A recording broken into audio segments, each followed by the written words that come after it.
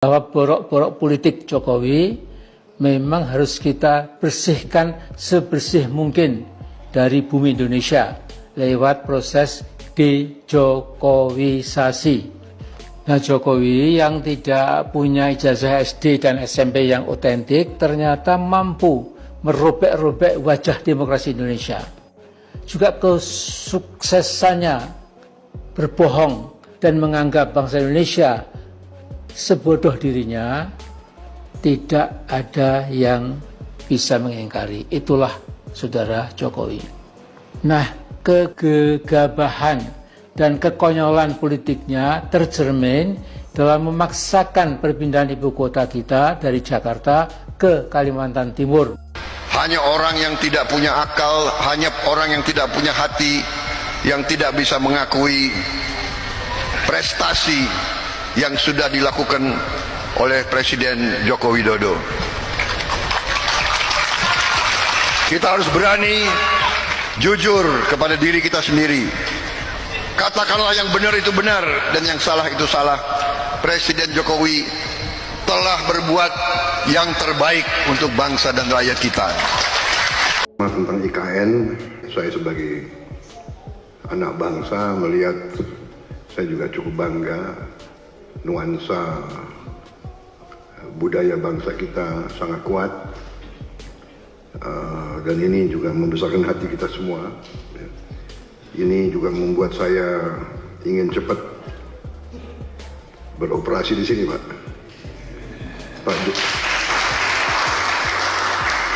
Pak Jokowi yang susah-susah, yang menikmati pertama saya, ya itulah takdir, Pak, begitu. Minta maaf, Pak. Tapi ini kebanggaan, Pak. Jadi saya bertekad juga untuk tegaskan di sini bahwa kita akan lanjutkan, kalau bisa kita percepat.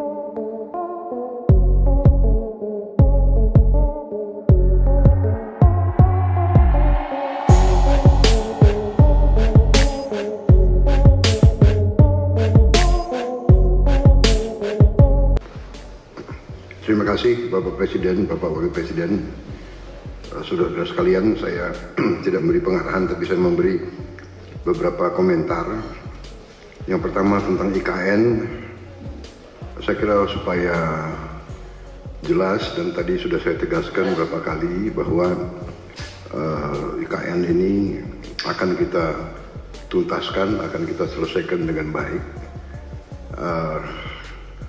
karena memang sangat dibutuhkan. Tadi Bapak Presiden menyampaikan soal pemerataan dan keinginan kita untuk juga meringankan daya dukung Pulau Jawa terhadap konsentrasi populasi dan konsentrasi kegiatan. Komentar saya tentunya kepada otorita. Pertama, terima kasih atas jerih payah dan prestasi yang sudah dicapai. Saya sebagai anak bangsa melihat, saya juga cukup bangga. Nuansa budaya bangsa kita sangat kuat, dan ini juga membesarkan hati kita semua. Ini juga membuat saya ingin cepat beroperasi di sini,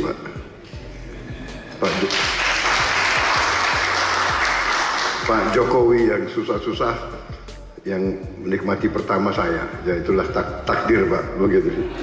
Minta maaf, Pak.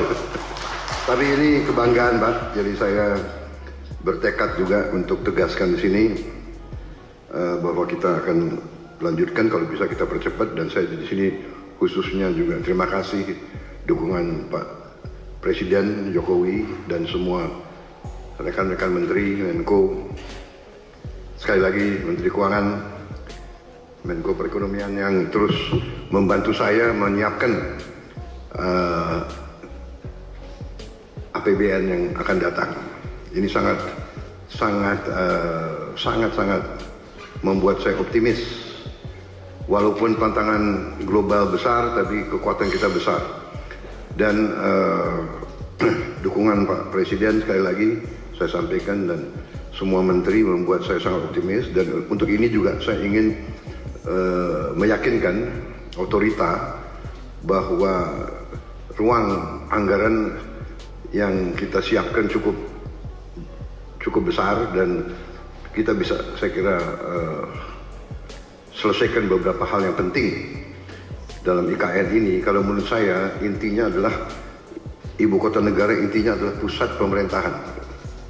Berarti yudikatif, eksekutif dan legislatif. Berarti gedung MPR DPR menjadi prioritas dengan perumahan anggota DPR MPR dan ruang kantornya, dan juga MA MK juga sangat mendesak menurut saya. Jadi kalau bisa mungkin otoritas sudah bisa mulai mungkin membuat sayembara untuk desain yang bagus, yang tidak bertentangan atau bertabrakan dengan desain yang sudah ada.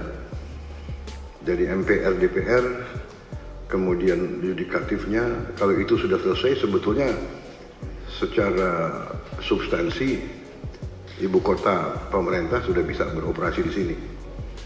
Kita tidak perlu tunggu yang lain-lain. Saya kira yang lain-lain itu akan menyusul. Saya kira itu komentar saya, Bapak Presiden, dan untuk otorita.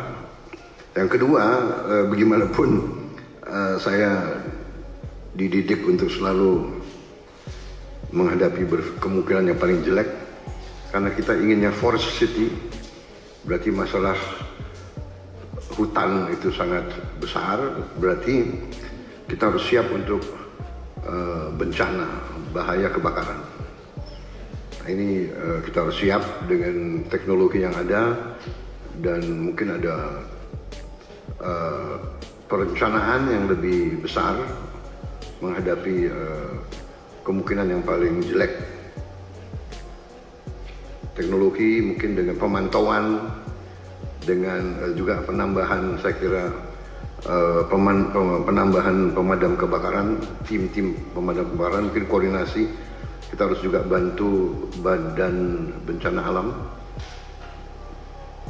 BNPB ya, BNPB mungkin harus dikonsentrasikan, tidak boleh ada sedikit peluang untuk mengancam ibu kota negara, karena kita desainnya forest city, berarti forestnya masuk ke city. Kita harus, dan untuk itu saya sangat terima kasih ada penambahan embung-embung yang demikian besar. Saya kira itu, Bapak Presiden, komentar dari saya. Saya optimis selesainya pusat pemerintahan dengan investasi yang lain akan mengundang investor lebih besar lagi. Demikian, terima kasih.